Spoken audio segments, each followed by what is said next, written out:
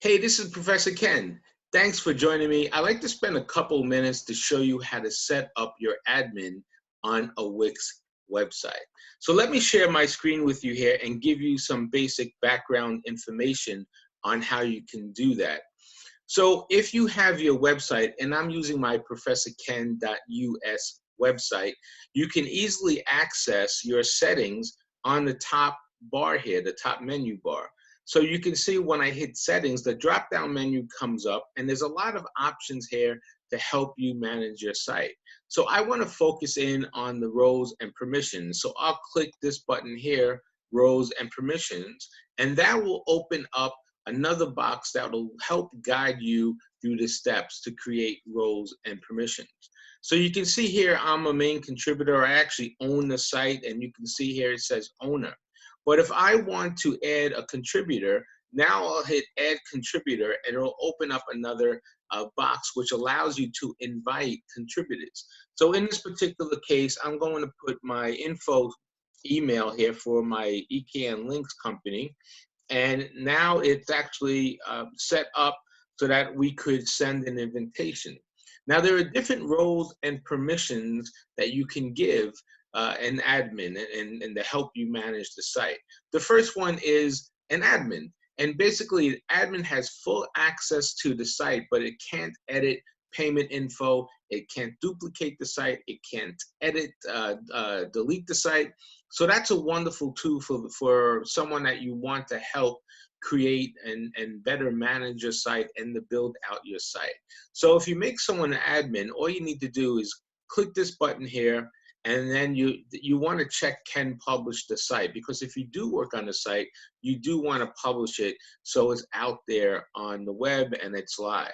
Now once you do that, you just click on this information button here to send out the email and you're good to go. Now there are different options for admins. The next one is what we call the back office manager, and that's where you can access the Wix dashboard and you can manage the site settings and the apps, but you can't do any editing. So it's really not good if you want to have someone help you edit your site and make changes on the site. The second best option, if you're trying to get your site in a different place and you hire someone to edit the site and make changes, would be the website manager. Here, when you give that permission, they can edit the site, they can manage the settings, and can manage the apps, but they can't really access the inbox, the contacts, and other sensitive information. So that's a good second option. And to get that option, again, you just click on that button there, and then you have can publish the site, and then you send the email. The other two options on the Wix admin and permissions, the roles and permissions section, would be bookings admin and booking staff member. So a booking admin really has full access to the bookings calendar, and it's great when you set that up because they can help manage a contact page, but they really can't edit anything else in the site. So you focus only on bookings, and of course that needs to be set up in your Wix website. The next section is what we call a bookings staff member. So when you set up bookings, you can assign different things to staff members in the website. So if you just want a particular person to manage just their own clients or just their personal calendars, you would click booking staff member, and that will allow them to manage the site.